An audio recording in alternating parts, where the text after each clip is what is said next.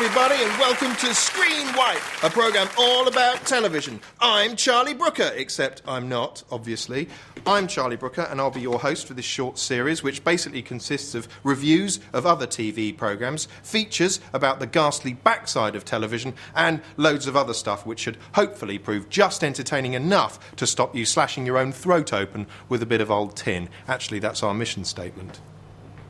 Now, being a judgmental nincompoop, you've probably already decided whether you actually like me or not, even though I've only been on screen for 25 seconds. Of course, I haven't exactly helped things by calling you a nincompoop, acting the smart-ass with that clapperboard there, and generally being a bit bloated and weird-looking. In fact, I'm probably well on my way to being the worst TV presenter you've ever seen.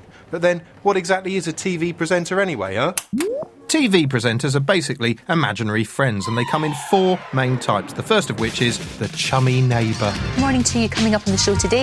Get your man all hot under... This is a non-threatening, cheery sort of person, often spotted during the daytime schedule, providing solace to the shattered and housebound. They smile a lot, they maintain eye contact, and unlike real people, they seem to genuinely like you. Of course, that's an illusion. Why would they like you? They don't even know you. You could be sitting around jetting heroin into your eyeball, defacing a library book and drowning a kitten in a bucket for all Lorraine Kelly knows. She's still going to smile at you. Yes, it's obvious, but it's also incredibly easy to forget that no matter how hard they grin, no one on TV cares whether you live or die. As far as they're concerned, you're less significant than a smudge on a bathroom tile or, I don't know, half a sponge finger. Presenter type number 2 is the expert. Experts range from the erudite lecturer you wish you'd had at school to the approachable goon who knows shitloads about potatoes. And put them in their new home. One of the best TV experts ever was Dr. Jacob Bronowski, who wrote and presented The Ascent of Man. Just watch how he delivers this next sequence. And from that moment, I was totally committed to thinking about what makes man what he is. In the scientific work that I've done since then, the literature that I've written, and in these programs. Oh, it's like being cuddled by your granddad, isn't it? In a good way, I mean. He's simply overjoyed to be just telling you stuff, and he does so with a warm, quiet dignity. Exact and beautiful adaptation. For a measure of just how dignified Bronowski is, let's compare him with comedy youth presenter Justin Lee Collins. This is Lee Collins. I'm Justin Lee Collins, and my love is bigger than the ocean. Fuck on. And this is Bronowski. There are only 6 or 7 essentially distinct skulls. Lee Collins. Gary Rhodes' spotted dick. Bronowski. Which is almost indistinguishable from the foot of modern man. Lee Collins.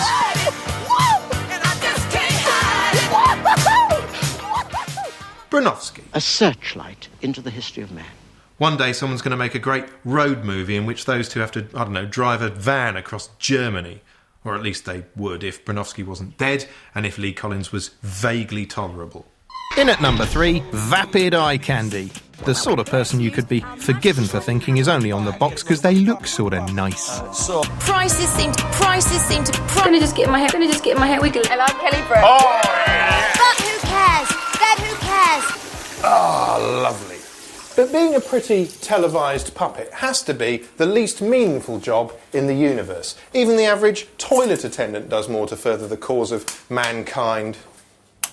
Despite this, they're some of the most celebrated people in the country. It's like the world's gone mad. What's the smallest part of your own body you'd be prepared to cut off to win a picnic with Kate Thornton?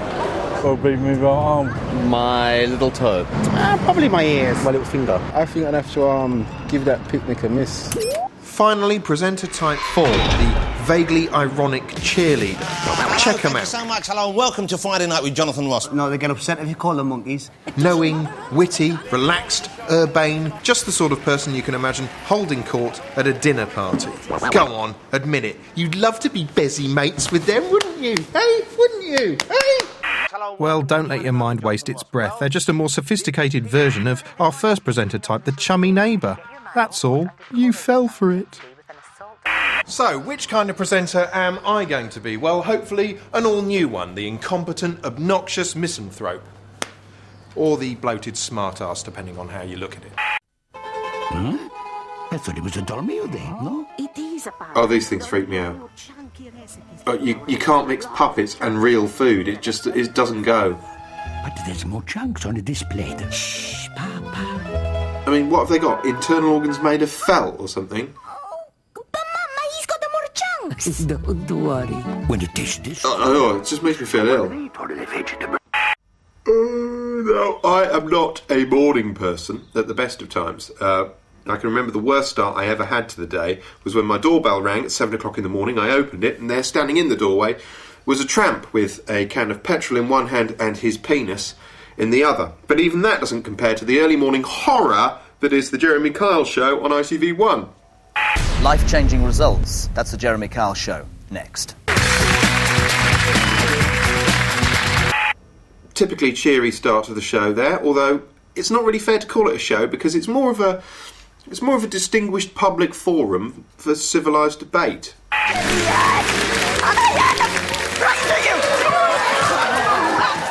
Sorry, did I say civilised debate? Because what I actually meant to say was it's a non-stop bellowing festival in which a cast of people who resemble sort of aquatic livestock chart the outer limits of incomprehension. With you. You're the ugliest thing I've ever seen. I wouldn't charge you for bath pole. Anyway, so far so Trisha. But the show's unique selling point is Jeremy himself, a man who's prepared to get far more stuck in than other, less ominous talk show hosts might dare. I am not having language like that, and you both go off if it continues. That is the rule, OK? End of. Yeah, none of that. None of... You listen to Jeremy. You listen good. Read that. On national television. You read it. Yeah, go on, read it. I want you to read it. No, I don't want to read it. I want you to read it out. No, you read it No, out. you read it. And then I want you to do a little bloody jig, OK? Woohoo, look at me. Sometimes he's good cop.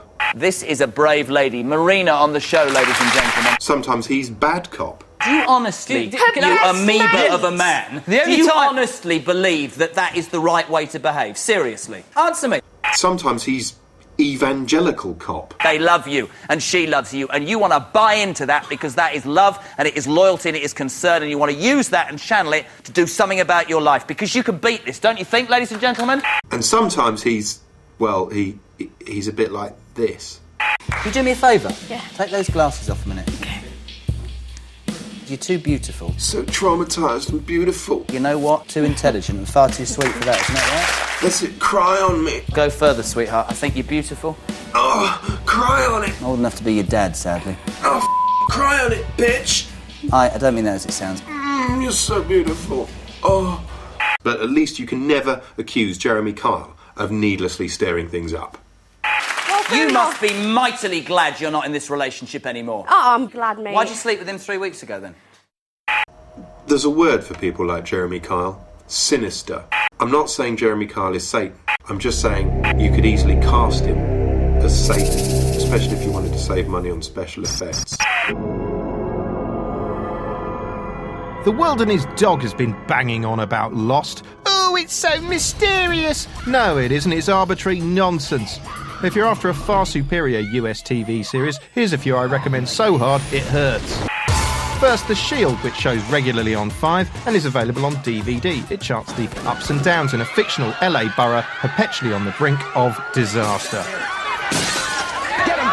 The central character is Vic Mackey, a sort of good cop, bad cop rolled into one. He's played by Michael Chiklis, who looks so much like Ross Kemp it's embarrassing, although fortunately he can act. Okay, thanks, fellas. Then there's The Wire on FX and also available on DVD. I don't have time to detail just how brilliant this is, but it's possibly the finest TV series ever made, better even than The Sopranos, for instance. Thrilling, tragic, shocking, and almost obscenely absorbing. It takes a couple of episodes to get into, but once you're in, you are in. Buy the box sets, watch it from the start, and you are in for a treat. Yippee! Finally, Deadwood, which airs on Sky and is also out on DVD. Another series so good it's downright humiliating, featuring a fantastic performance from erstwhile Lovejoy, Ian McShane.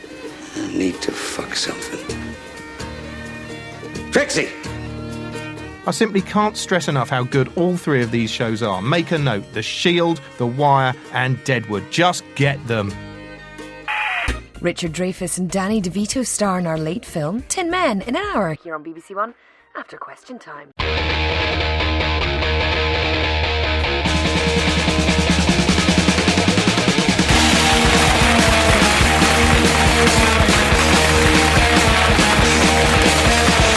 you like to gamble, I'll tell you how you land. You win some, lose some, it's all the same to me.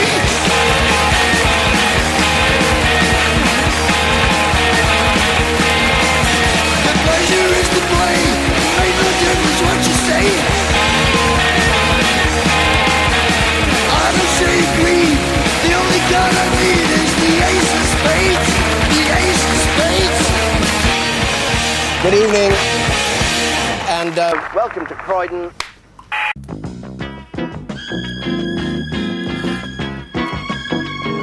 Television costs money. So much money, it would make your head spin around.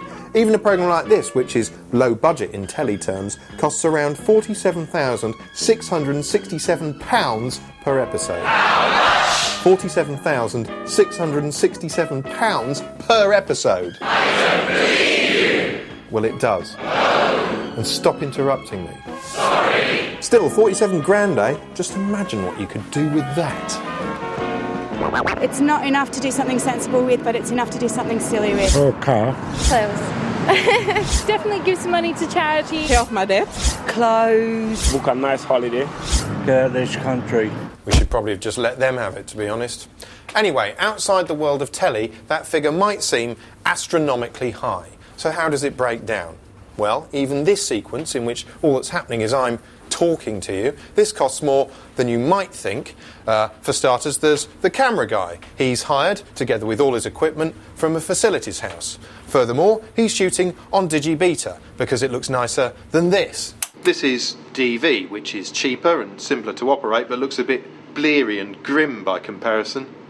Oh, that's better. Anyway, the camera guy, the camera itself, and the sound man, cost around £850 a day. Here you go, you fleecing yeah, hope it chokes you. Then there's the rest of the production team to consider. We've got a series producer who keeps things all together, an assistant producer who assists him, 2 archive researchers who dig up old clips, another researcher who researches whatever it is that he does, a runner who has to fetch me a coffee every time I clap my hands. Run! A production manager who balances the books, a production coordinator who coordinates shit, and this man who we pay to stand in a corner of the office feeding banknotes into a shredder. Not now! And then finally there's me, the talent. Amazingly, this lot costs around £1,900 a day. Here you go, you useless sponging Then there's the cost of post-production, i.e. an edit suite where we chop everything visual together and add filters like this, or this.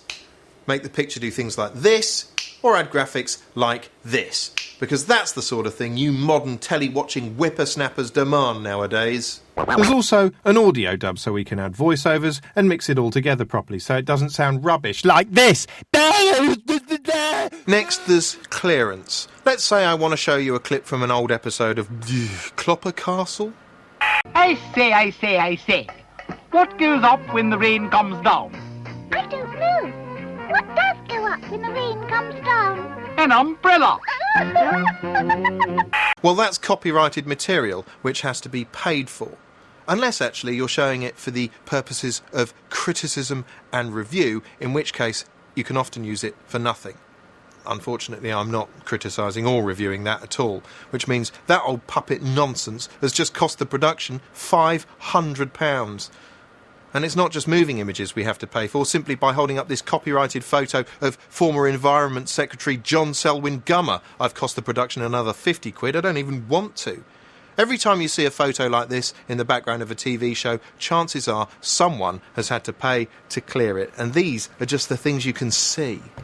Now, music. Actually, we save quite a lot of money here being on the BBC. Thanks to their blanket agreement with the music industry, there's a lot of tunes that don't cost us anything. If I was on another channel, it might cost me a fortune to play, say, a bit of Sgt. Pepper. But this is the Beeb, so take it away, the Beatles. Weirdly, however, I can't show you the cover of Sgt. Pepper because they won't let us. I can, however, just throw it away, thereby blowing another £15 on a prop. And if I'm pissing the money away, I might as well push the boat out even further with another great picture of John Selwyn Gummer. Ooh, we're partying now! There are loads of other costs which are on your screen now if you're that bothered. Anyway, given how much our modest half hour sets the world back, imagine how much it cost to make something like this.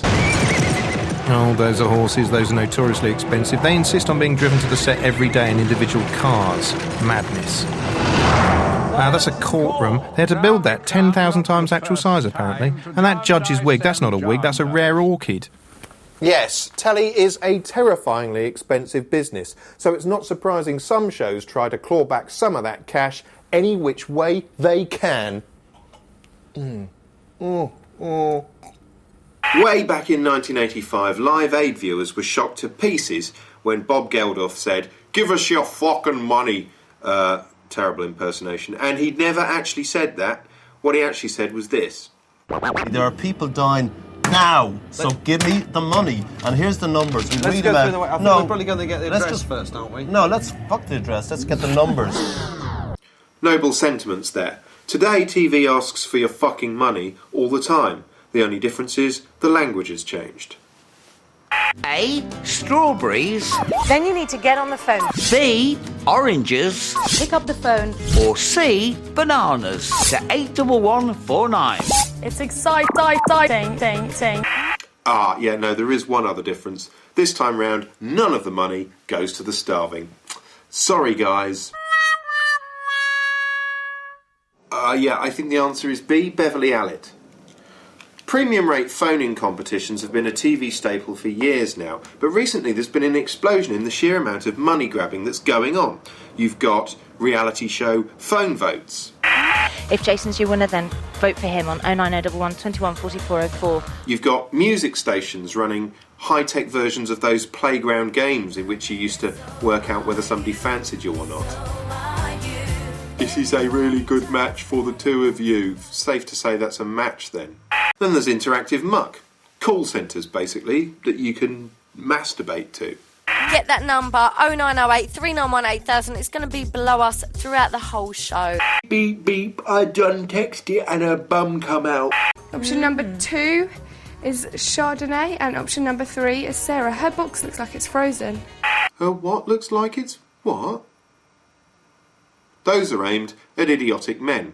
For idiotic women, there's this sort of thing. Psychic predictions through your TV. Kerry up next says, will I pass my driving test tomorrow?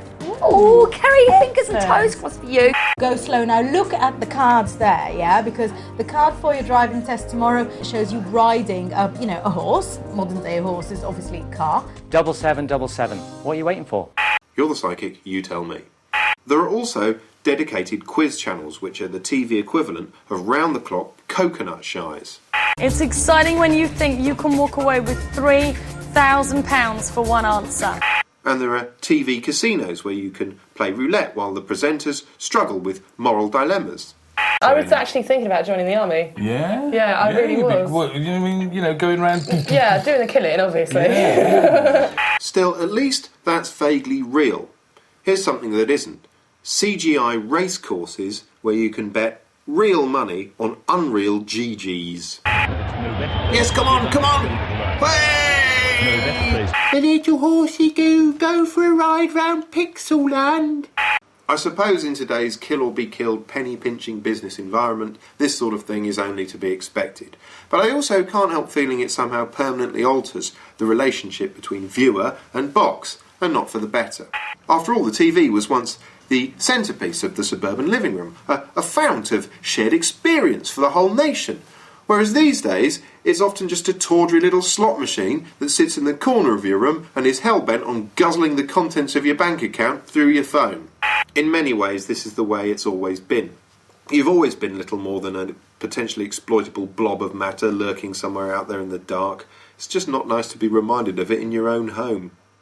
Now pay up, give me some money, go on, toss me a coin, reach forward and toss a f***ing coin through your screen right now, give me some cash, you Okay, every time I see this advert, it reminds me of Backstreet Abortions. You know how they used to perform them with coat hangers? It's this bit, hang on. Overdone it this Christmas. Oh. Then why not try the special cake? Now here's Look Around You's Robert Popper with something very dear to his heart.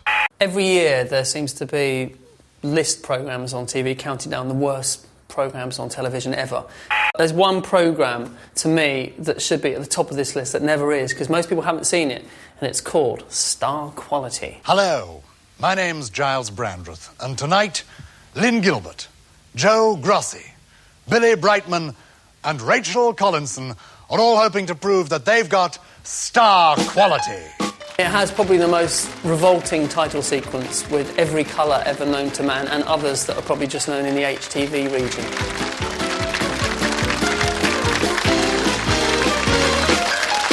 The host of the show is Giles Brandreth, who is actually amazing. It's incredible what you can do in 60 seconds. He doesn't give anything away, but you can just tell that he's trying to think of what happens next in this unbelievably complicated mental game show. And throwing the dice and keeping the score is Beguiling Beverly.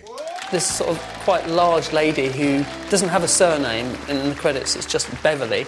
She's absolutely brilliant. And the only thing she really has to do is operate a calculator and press divide 11, which she's not very good at. It comes to 93. Okay. Split that up, find out how many lights Billy's got. Give him 8. There are 4 contestants from the HTV region. Tony Rudd, Liz Wilde, Peter Baxter, and Lisa Allison. They answer questions. 1, 2, and then they move along the board. 5, I don't believe it. But if they land on an audition square, as Giles Brandreth pronounced it, they get 60 seconds to present a piece of theatre, stand-up comedy, dancing, playing the trombone. Well, I think you've got the knack. I think the funniest thing about when watching the programme, apart from it all being unbelievably bad and you're watching it like this, oh my God, is you start thinking, how on earth did this ever get made? At what point did people say this is a good idea? You've now got 24 seconds to establish your true star quality. Good luck.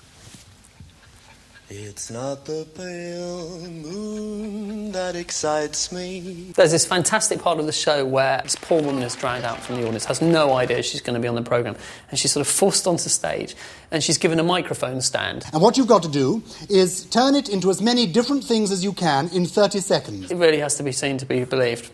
Motorbike, pneumatic drill, umbrella, plate lights,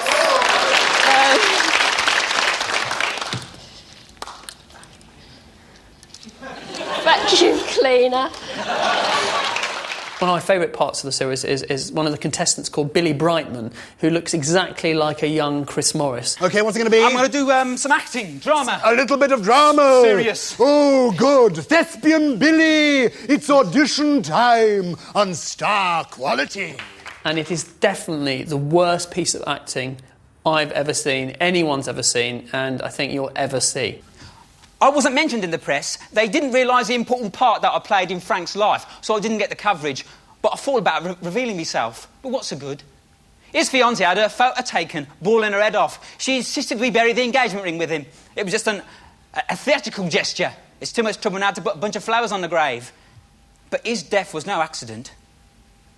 He was murdered. Don't contradict me! When I was making Look Around You...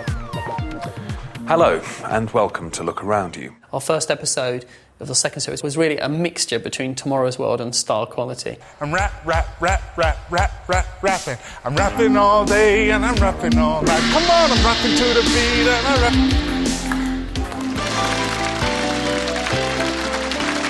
Welcome back. This is Star Quality. I think the whole show can probably be summed up by the actual Star Quality logo, which is a star with its points snipped off.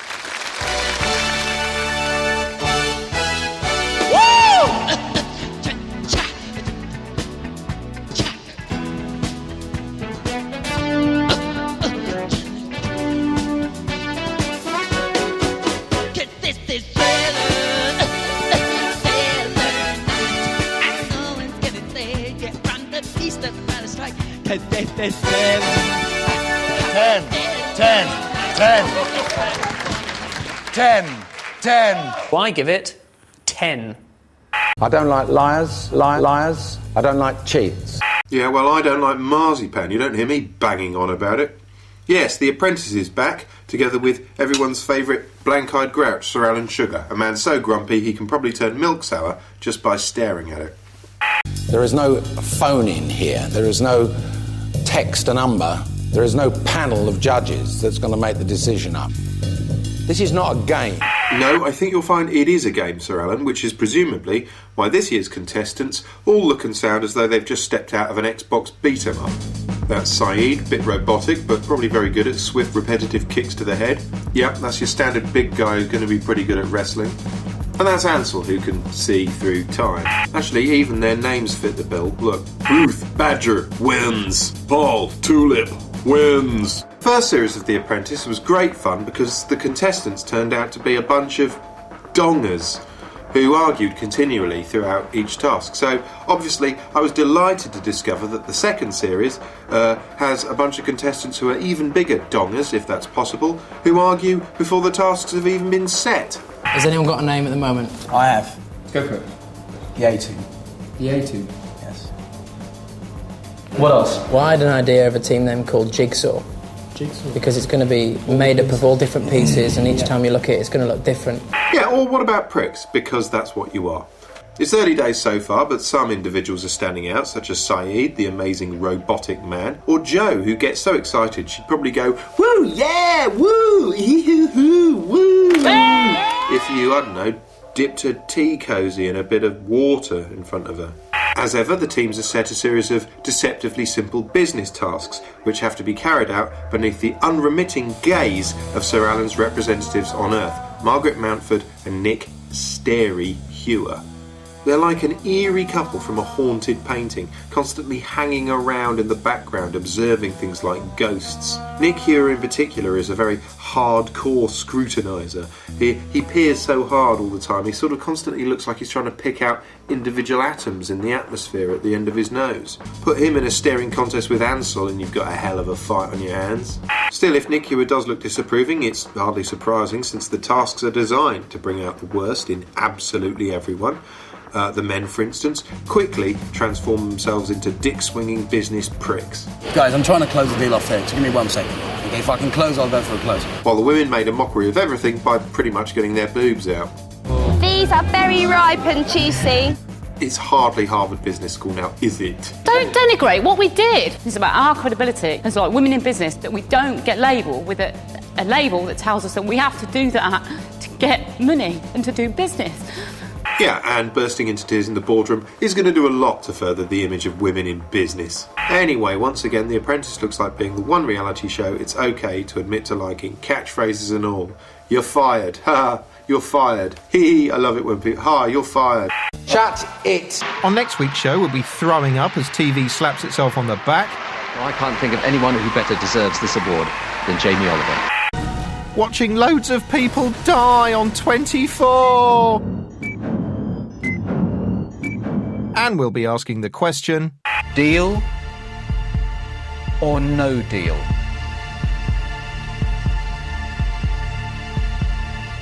Well...